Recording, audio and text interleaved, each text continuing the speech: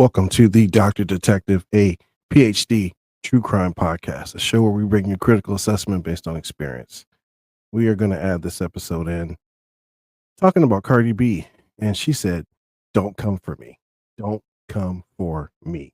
To talk about her recent trial that she was just awarded a victory in and some of the elements of consideration. Of course, I always pose different questions to think about different things that happen throughout the trial. So, brought to you by the Dr. Detective series.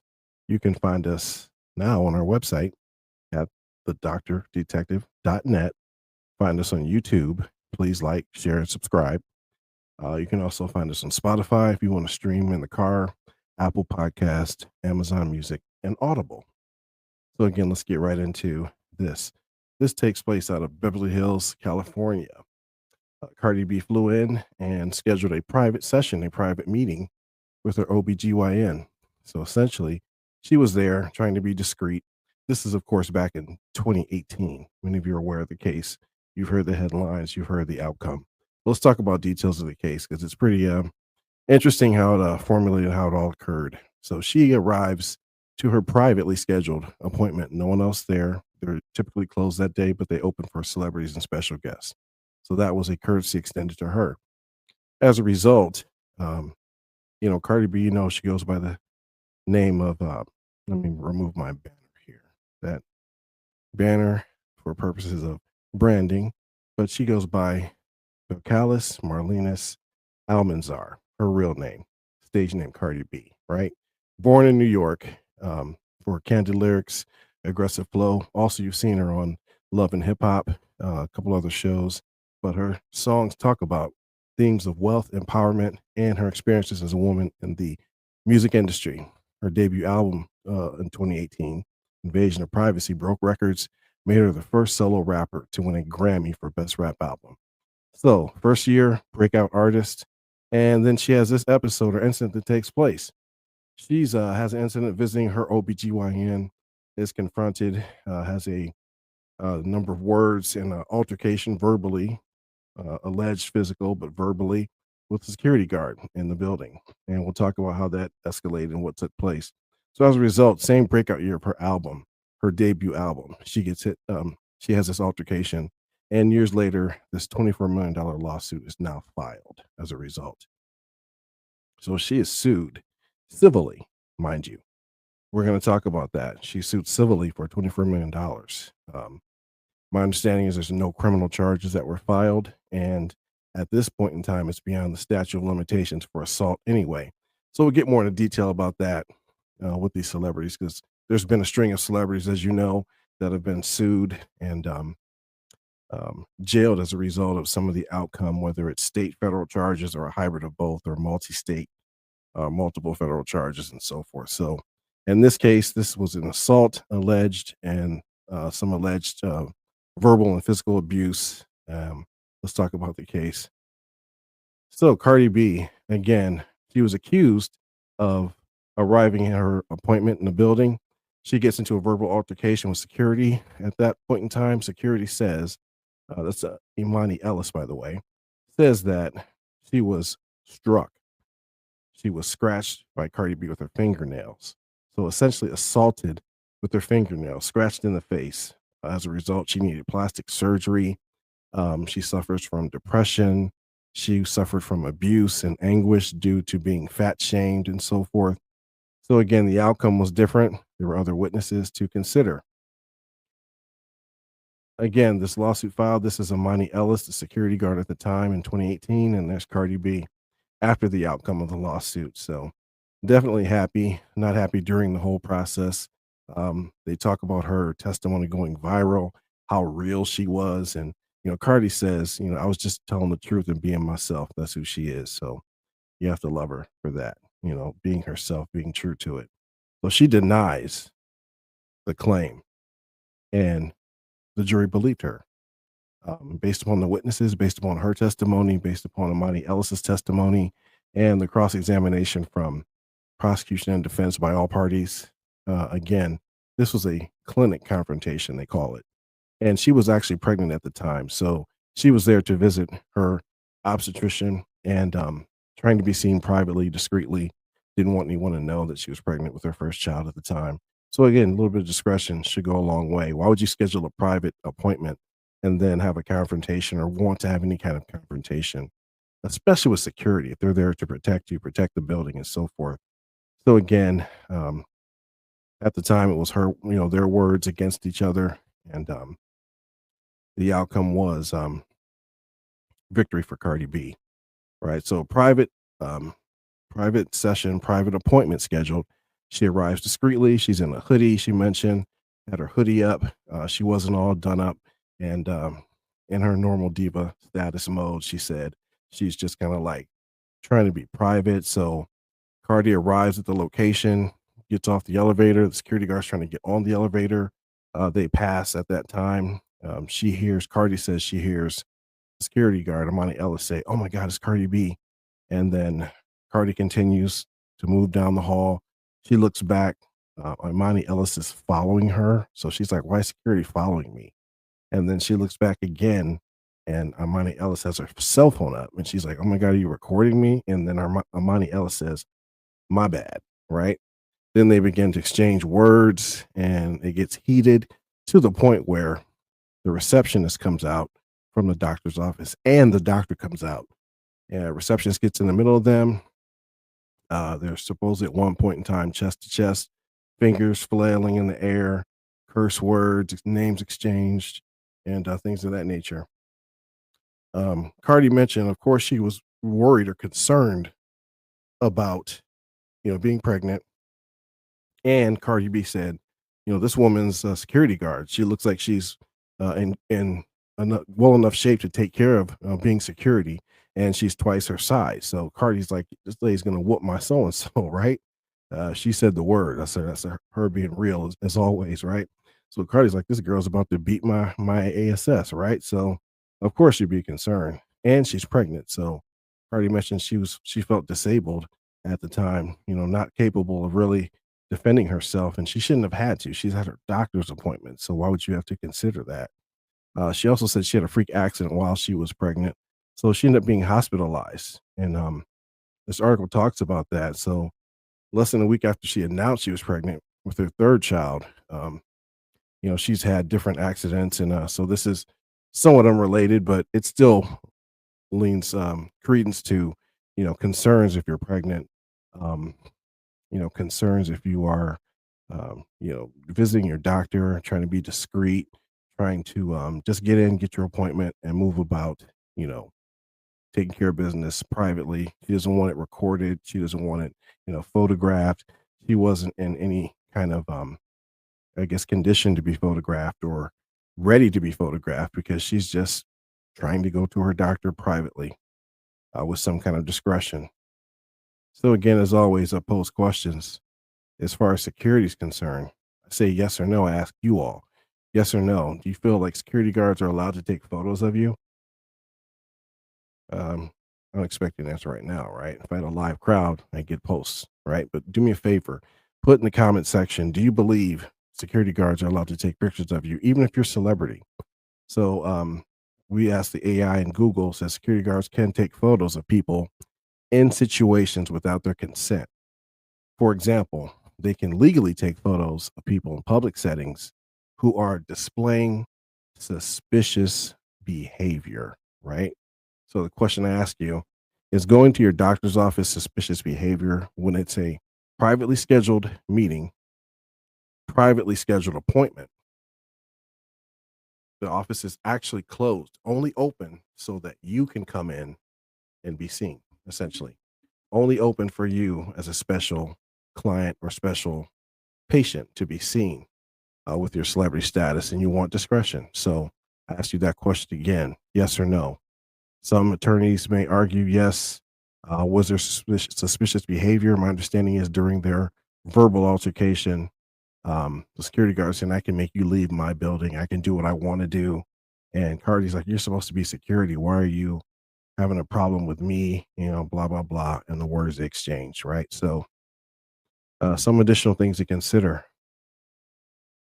is visiting a doctor's office suspicious activity. So, um, some articles say yes.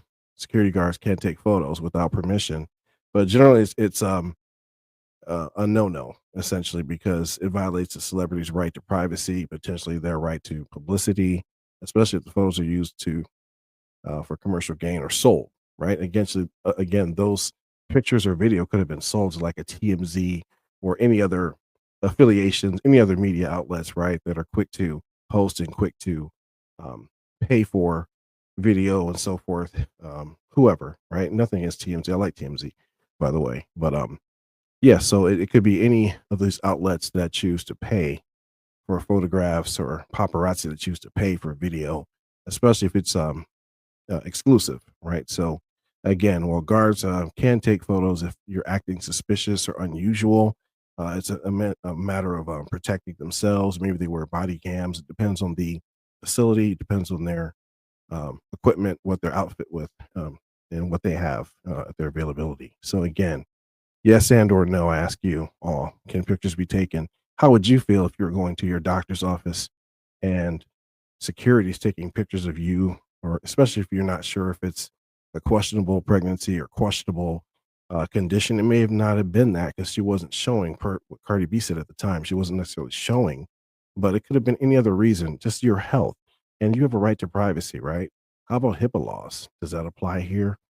Um, Someone else in the viewership may know, or maybe medical professional to know, does that apply? Does HIPAA laws apply here with visitation and photographs that are taken?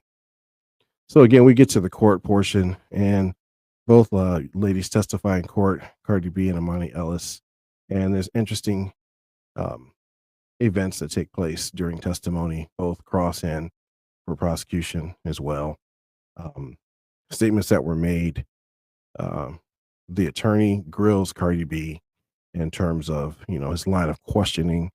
Now, a couple things, right? So the attorney's asking, kind of some leading questions. At some point, they take a few breaks because the judge seems to be a little bit irritated. Of course, there's the prosecution that is, objecting. Some of the judges' responses are to sustain the objection. Some are, overruled where she's asked and answered, asked and allowed to answer, or asked and forbidden from answering, right? But the objections being sustained. We're not getting into the legal jargon and so forth, but you all watched the trial. So some of the line of questions I found were very interesting, though. So the attorney chooses to ask, what color's your real hair? And I mean, the reason for that, Cardi B is celebrity status, right? So she wore her hair or several different styles of her hair, right? And she said herself, these are wigs. So you want to know the real color of her hair, right? Because each and every photo or the potential days in court, she looked a little different, right? And we'll take a look at that soon. But the attorney also asked her, "Are you in a gang?" Right? So is that relevant to this case? Some of the questions, like the length of your nails, I guess they could be construed as a credible question, right? It's an assault case. Maybe what length were your nails at the time of the incident? How did you wear your nails? That's fair. That's a fair line of questioning. Were they rounded or pointed, or what status were they in at the time of this confrontation, at the time of the altercation that took place? So that's fair, right? Um, I didn't think that was too unreasonable. I mean, he's kind of trying to build a foundation for determining whether the nails were sharp at the time. Could it have been an accidental scratching? I don't know if he asked that question, but that there's just several creative ways that attorneys operate, right? So again, you've all watched the trial, but I thought the gang thing was a little odd, essentially, and the hair. So let's take a look at some of those pictures of the hair here, right? Cardi wore blonde hair, or black hair, or a shorter style of hair, and there's a couple other pictures as well where she looks different, but that is what she chose to do, dressed to the nine, of course, as always, and and should be, right. So again, the hairstyle, how does that factor into the case? Cardi even said that her forehead was raw from changing so many wigs so often in trial and so forth. But I mean, if you want to ask if she's real, you don't have to ask if she's real. You can see that, in the context of, that's just who I am. She's authentic. She's real about who she is. She owns who she is. She knows who she is. And she even said, I didn't touch that girl. So we'll talk about that too. Let's talk about the testimony of Amani Ellis also. There were some things that were stated, and some felt it was a poor testimony because there's a lack of evidence, right? If you say, this happened to me, but you have no pictures of your injury, you have no video of the recording. If you took pictures of Cardi B and you admitted or you apologize for that, how come you can't produce that evidence now? I imagine with the magnitude of this case you filed, the civil suit going to trial, you're asking for $24 million. You should have some kind of proof or evidence or be able to produce that, even if it's in the cloud still, of photos, video, whatever the case is, and or your injuries, medical bills, and so forth. So I'm sure a lot was presented as far as evidence goes, but many felt her testimony was poor. Amani Ellis said herself, she took pictures, but now she couldn't find them. Right? So other witnesses were brought in as a result. This is a receptionist, Tiara Malcolm, that was at the location at the time, working in the doctor's office. Dr. Finke, by the way, the OBGYN. So Tara Malcolm hears this commotion in the hallway, and she goes out and says, she hears just screaming and yelling, and she's like, "What in the world is going on?" So she goes out to the hallway, sees Cardi B and Amani Ellis, face to face, arguing, yelling, cursing, and carrying on, and she admits, Tara Malcolm says, I tried to get in between them and, try to diffuse things. And she's telling them, separate, and telling the security guard, go back to your post. What are you doing up here? Also, the doctor comes out a short time after. He's saying the same thing. He's trying to diffuse. They're still screaming and yelling. And at some point, Tara Malcolm gets scratched on her forehead. So it appears the only person with a scratch or injury is the receptionist at this time, right? And she wasn't aware, but she went back into the office, and other employees said, "Hey, you're bleeding, or you have a mark on your forehead," right? So, but the doctor comes out right after this receptionist and says, the same thing to security, to Imani Ellis: "Go back to your post. What are you doing?" And he holds the elevator for Imani Ellis to get on the elevator, right? So when they finally get them to separate, Cardi B's taken to the doctor's office into a separate room, escorted by the receptionist, and Imani Ellis goes to the elevator, and they are called to court.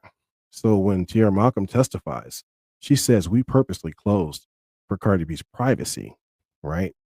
Just for her to come in for her appointment that day, just for her to be seen, and for discretion, obviously for privacy, right? If you are willing to open your doctor's um, office on the Saturday, and you're closed for business typically, but you do this as a special request or special service for celebrity and high profile status patients, that should come with a higher level of discretion, higher level of privacy, and higher level of security if necessary, right?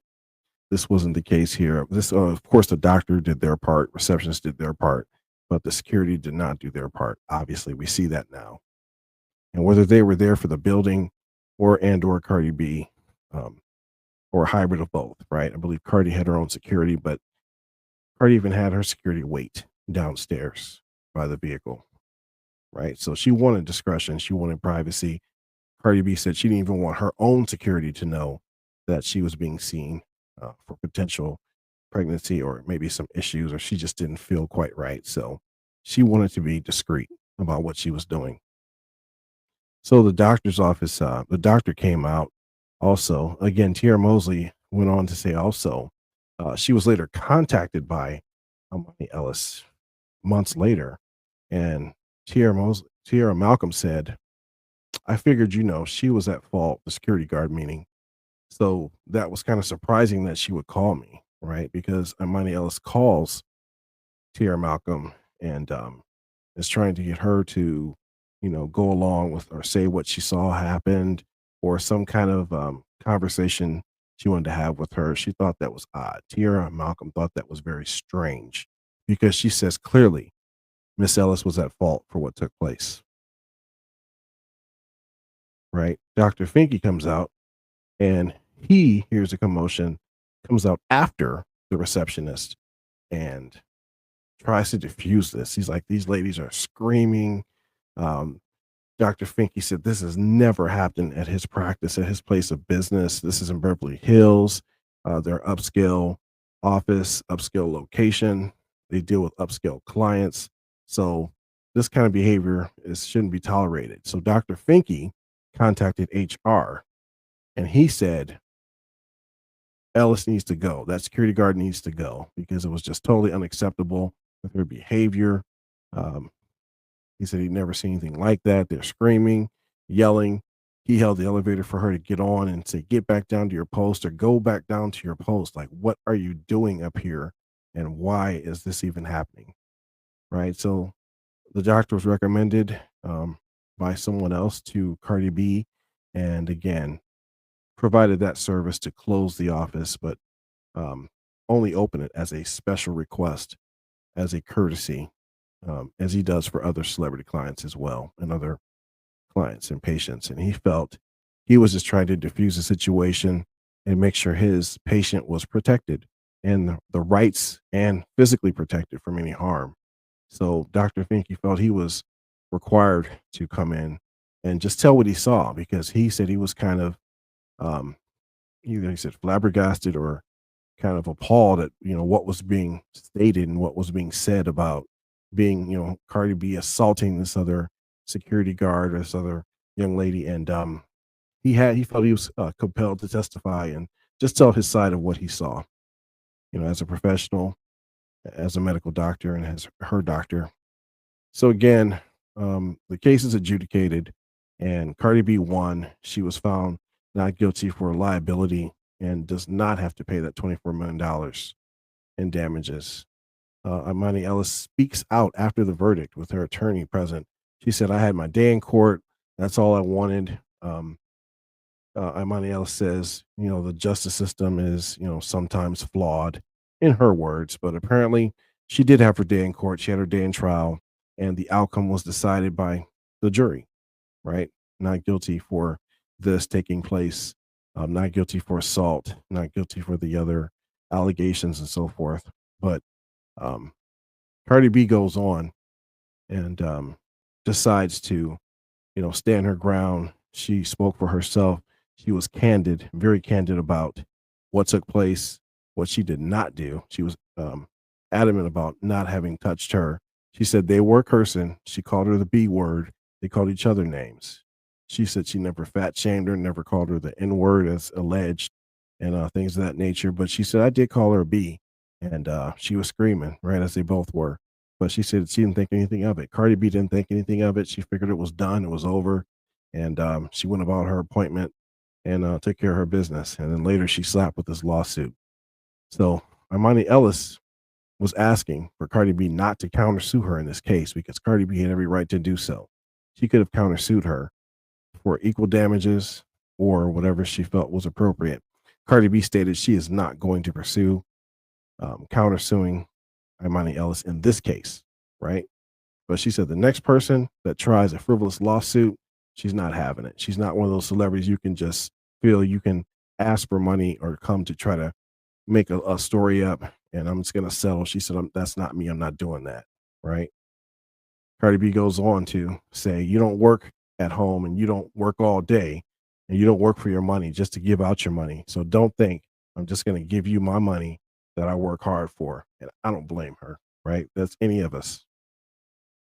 Again, so she has a victory court. Um, the jury sided with her.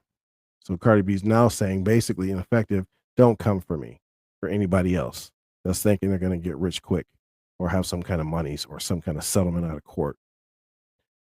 Cardi talks about, I think people have a misconception or misinterpretation about celebrities, right?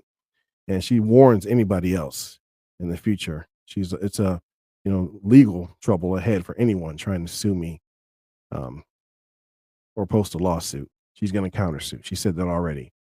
So she said people have a misinterpretation of celebrities thinking, oh, well, we can just ask for this or that, and they're going to just settle and give me some kind of money. So Cardi B saw a post early on when this first was stated or mentioned, and she said, oh, she's just trying to get money. I think it was posted on Twitter or something or X, right? she's just trying to get money. So Cardi B did respond. She said she responded in court and said, "This is like, BS. She's trying to get money from me, so not having it." So she went to court. She was ready to go to court, prepared. Um, Also, again, as I said, Cardi B's like, don't just think I'm going to give you money that she worked for post victory. She mentioned this after the victory in court. And of course, she has a sophomore album on the way. Look forward to it.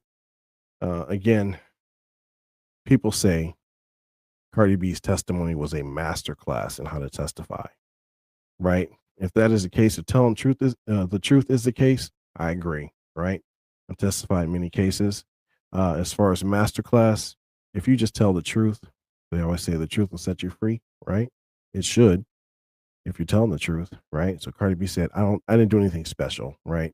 I just told the truth. And she said, I never touched that girl, never touched her. So again, she backs it up again with her statements. And she says, I know I have a reputation, but she didn't touch her in this case, right? So sophomore album coming soon. Looks like Cardi B's decided to use some of the photos from court from her testimony on her album cover, her CD cover. We'll see what happens. Looking forward to it.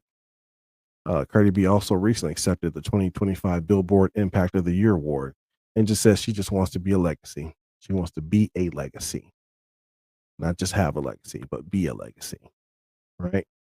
So again, she can brush her shoulders off with the situation for now. Of course, there will be appeals. Imani else has a right to appeal with her attorney and so forth. But as far as 24 million, it's not going to happen, right? And this is the episode. Again, Cardi B stood her ground. She told the truth, and we see the outcome. She basically just said, "Don't come for me." That sounds like a good album title. Maybe she'll switch it up. "Don't come for me." Right? I think it's called "Am I the Drama?" This is the Dr. Detective, a PhD true crime podcast. Please like, subscribe. Thanks for watching. As always, spread some love. Too much going on in the world right now. Catch us on our website, thedoctordetective.net. Find us on YouTube, like and subscribe. Go to the website. When you go to the website, please click on the podcast section, subscribe to the channel. You can also see a few episodes or just go right to the YouTube channel and subscribe. Also, take a look at the background, some of the stories, some of the shows my work's been featured on, starting out with that case with Stanley Ford, the serial arsonist. That was featured on the ID channel and A&E. So it's on the Fear Thy Neighbor channel and Killer Cases, right? Again, talks about some of my background. I have yet to engage some of the other forensic training I'm considering offering. So I do offer currently, and I teach as a national instructor. So I offer training in forensics, training on AI, artificial intelligence, training on cryptocurrency, training on many other elements, social media, dark web elements, and so forth. So I'm going to post that to the website as well, soon to come. Again, spread love. Thanks for watching. Please like, share, and subscribe. Dr. Detective. Thank you.